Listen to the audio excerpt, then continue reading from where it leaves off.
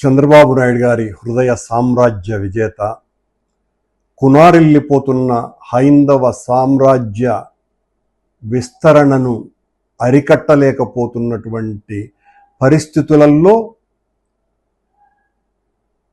దాని జీర్ణోద్ధరణకు నడుం బిగించినటువంటి కొత్త ప్రవక్త, అవతారమూర్తి అయిన బొల్లినేని రాజగోపాల్ నాయుడు గారు తిరుమల తిరుపతి దేవస్థాన చైర్మన్గా బాధ్యతలు స్వీకరించిన తరువాత ఆయన నిరంతరము తన వింజామర లాంటిది ప్రజల మీద విషవాయువులు చిమ్మేటువంటి వీచిక అయిన తన ఛానల్ ద్వారా వైఎస్ఆర్ కాంగ్రెస్ పార్టీ మీద, మా నాయకుడు జగన్మోహన్ రెడ్డి గారి మీద, మరి పూర్వ అధ్యక్షునిగా నా మీద ఒక వాస్తవాన్ని మాట్లాడుతున్నందుకు, జరుగుతున్నటువంటి తప్పుల్ని ఎత్తి చూపుతున్నందుకు నిరంతరము నా మీద డిబేట్లు పెట్టి నేను ఒక నాస్తికుణ్ణని, నేను క్రైస్తవుణ్ణని,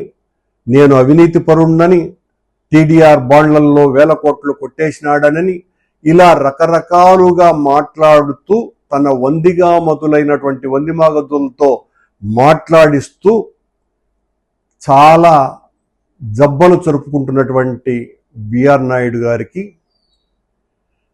నాస్తికునికి క్రైస్తవునికి మధ్య కూడా తేడా తెలియనటువంటి ఏఐ టెక్నాలజీని అత్యద్భుతంగా వినియోగించాలనేటువంటి మీరు ఈ పాటి చిన్న చిరుజ్ఞానం కూడా మీకు లేకపోవటం అంటే చాలా ఆశ్చర్యం కలుగుతుంది.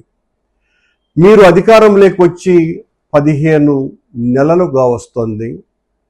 టీటీడీలో సంపూర్ణ ప్రక్షాళన చేస్తానని చెప్పి వచ్చినటువంటి మీరు శ్రీవాణి విషయంలో కావచ్చును, తొక్కిసలాటల విషయంలో కావచ్చును, లేకపోతే గోవుల విషయంలో కావచ్చును, ఏ విషయంలోనైనా మా మీద ఆరోపణలు చేసి కాలం గడపటమే తప్ప, గతంలో మా మీద ఆరోపణలు ఈ రకంగా చేసి అధికారంలోకి వచ్చినటువంటి మీరు 15 నెలలు కావస్తున్నా కూడా ఎందుకు ఏ రకమైనటువంటి చర్యలు కూడా తీసుకోలేకపోతున్నారు?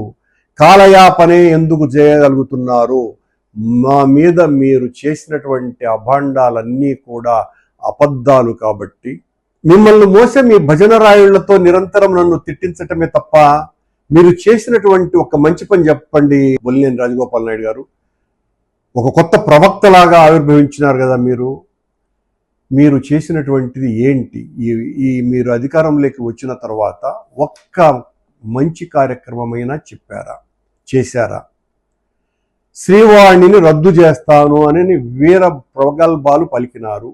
ఇప్పుడు శ్రీవాణి లేకపోతే ఈ రాష్ట్రంలో, దేశంలో గుడులు కట్టేదానికి డబ్బులు కూడా ఇచ్చేటువంటి పరిస్థితి లేనటువంటి స్థితి. అంతగా శ్రీవాణి ప్రజల్లో గొప్ప పేరుగాంచినటువంటిదే కాకుండా మేము తీసుకున్నటువంటి ఆ నిర్ణయం అత్యద్భుతమైనటువంటిదని, దాన్ని మీరు ఎట్టి పరిస్థితుల్లోనూ రద్దు చేయలేరు అని చాలా స్పష్టంగా అర్థమైపోయింది. మానవ హక్కుల ఉల్లంఘన క్యూ కాంప్లెక్స్లో పెడితే భక్తుల్ని అని అన్నారు. ఆ తర్వాత మీరే తీసుకున్నటువంటి నిర్ణయం 3వ క్యూ కాంప్లెక్స్ను కట్టాలా అన్నటువంటి విషయం. నేనేమో అడిగా, క్యూ కాంప్లెక్స్ను మళ్ళీ ఎందుకు కట్టాలనుకుంటున్నారు? ఏ టెక్నాలజీతో మీరు చాలా శీఘ్ర దర్శనం చేయిస్తానని చెప్పినటువంటి నాయుడు గారు మీరెందుకు చేయలేకపోతున్నారు అన్నటువంటి ప్రశ్నకు సమాధానం ఇవ్వకుండా నా మీద వ్యక్తిగతంగా దాడి చేస్తే ఎట్లా? బొల్లినేని నాయుడు గారు కరెక్ట్ కాదు కదా అది. అందులోనూ మీరు ప్రవక్త, అవతారమూర్తి, మీరు మీ ఛానల్లో ఈ రకంగా నన్ను తిట్టడం మూలంగా హైందవ సంస్కృతి పరిపూర్ణత వస్తుంది అనుకుంటున్నారా? జీర్ణోద్ధరణ జరుగుతుంది అని అనుకుంటున్నారా? ఒక్క నిర్ణయం కూడా తీసుకోకపోగా అక్కడ మీ మాట వినేటువంటి అధికారులు ఎవ్వరూ లేరు అన్నటువంటి విషయం కూడా చాలా సుస్పష్టం. అక్కడ ఉన్నటువంటి పై అధికారులకు మీకు పడటం లేదు అన్నటువంటిది దేశమంతా చూసేసింది.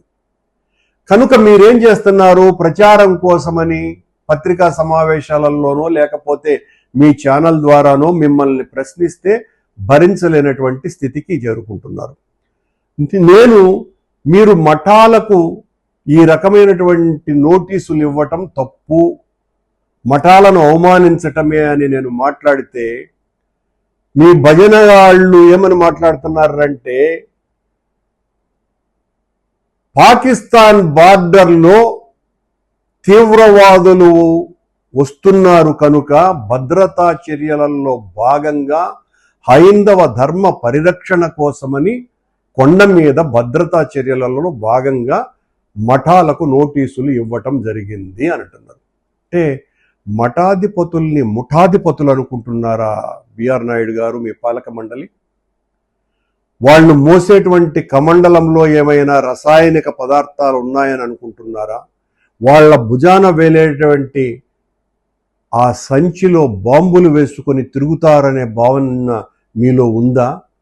వాళ్ళ దండం, వాళ్ళు మోసేటువంటి పవిత్రమైనటువంటి దండం మీ దృష్టిలో అణ్వాస్త్రంగా కనపడుతోందా? వాళ్ళు భక్తులకందరికీ ఇచ్చేటువంటి చిరు తీర్థం మీకు నిషేధిత వస్తువుగా అనిపిస్తుందా? వాళ్ళ వెనక పరిచారకుడు తీసుకుని వచ్చేటువంటి కుంకుమ, విభూది, పసుపు ఇవి మీ దృష్టిలో నిషేధించబడ్డటువంటి వస్తువులుగా అనిపిస్తుందా? ఇలా వాళ్ళను అవమానపరచటం తప్పు అని నేను మాట్లాడితే, పాకిస్తాన్ బార్డర్లో తీవ్రవాదుల ప్రవేశం జరుగుతూ ఉంది కాబట్టి మఠాధిపతులకు నోటీసులు ఇవ్వటం జరిగింది అన్నటువంటి మాట మాట్లాడేటువంటి ఆ మహాజ్ఞానులను మీ పక్కన పెట్టుకొని నన్ను తిట్టించడానికి వాళ్లను హ్యాపీగా వాడుకుంటూ తద్వారా వాళ్ళు పొందుతున్నటువంటి లబ్ధి ఎంతనో అందరికీ కూడా చాలా బాగా తెలుసును, ప్రపంచమంతా కూడా ఈ రోజున. బిఆర్ నాయుడు గారు, నిన్న చర్చలో మీరు ఒక మాట మాట్లాడిచ్చినారు, కరుణాకర్ రెడ్డి అరెస్ట్ అయినాడు అని. ఎస్, నేను అరెస్ట్ అయినా. మీలాగా వ్యాపారాలు చేసో దొంగ పనులు చేసో కాదు. ఆ రోజున ఈ దేశ స్వాతంత్రం కోసమని, విముక్తి కోసమని జరుగుతున్నటువంటి ఘోరాలకు, అన్యాయాలకు వ్యతిరేకంగా పోరాడి అతి చిన్న వయసులో నేను 21 నెలల పాటు జైల్లో ఉన్నా. చాలా గర్వపడుతున్నా దానికి. నేనేమి భయపడను.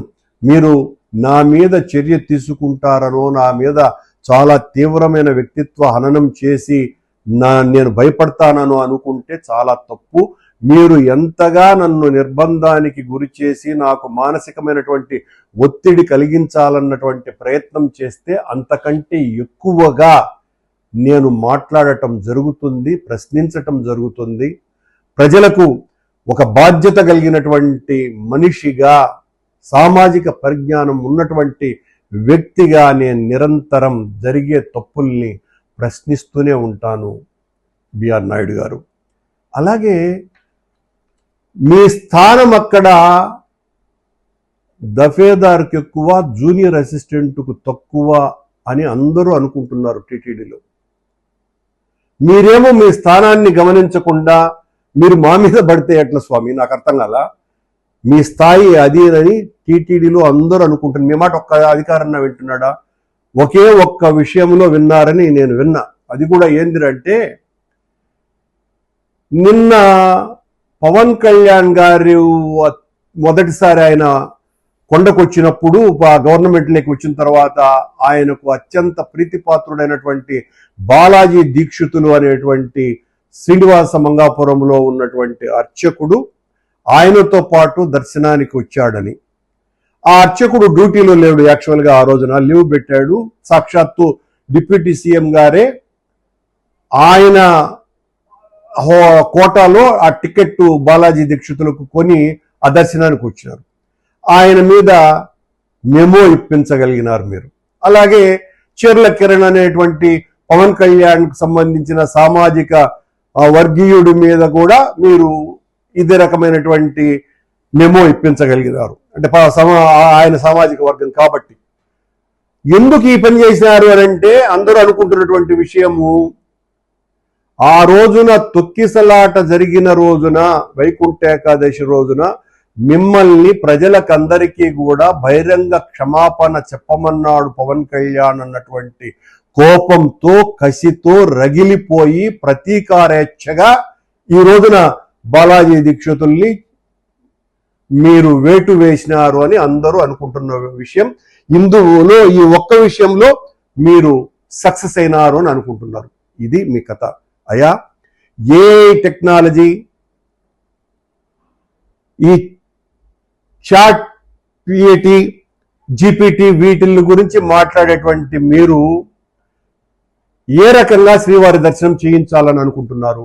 మీరు మాట్లాడేటువంటి మాటలు ఈ రోజున చాలా హాస్యంగా మారిపోయి జనాలు రకరకాలుగా అనుకుంటున్నటువంటి విషయం ఏంటంటే, బిఆర్ నాయుడు గారు వెంకటేశ్వర స్వామి విగ్రహాన్ని బయటికి తెచ్చి చూపిస్తారు ఏ టెక్నాలజీ ద్వారా అనేటువంటి చర్చ ఒకటి జరుగుతున్నది.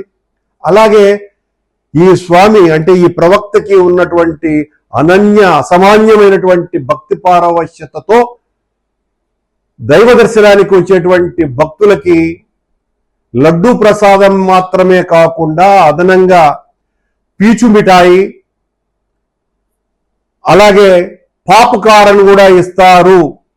భక్తుల ప్రసాదంలో వీటిని కూడా భాగస్వామ్యం చేసి పీచు మిఠాయి, పాప్కార్న్ కూడా ఇస్తారు అని మీ మీద నవ్వుకుంటున్నారు అన్నటువంటి విషయాన్ని కూడా గుర్తు చేస్తున్న నాయుడు గారు, మీరు నా మీద ఎంత ద్వేషించిన మీ ఛానల్, మీరు చంద్రబాబు నాయుడు గారు నా మీద ఎంత ప్రతీకారంతో రగిలిపోయినా నేను ప్రజల కోసమని హైందవ ధర్మ పరిరక్షణలో నేను ఒక సేవకునిగా నా వంతు పాత్ర నేను నిర్వహించకుండా పోను. మీరు నా మీద ఎంత నిర్బంధం ప్రయోగించినా, ఎంత విషాన్ని నా నోటిలో పోసి తాగించినా నేను వెనుకంజ వేసేటువంటి ప్రసక్తి రాబోదు అని మీకు సవినయంగా తెలియజేస్తున్నాను.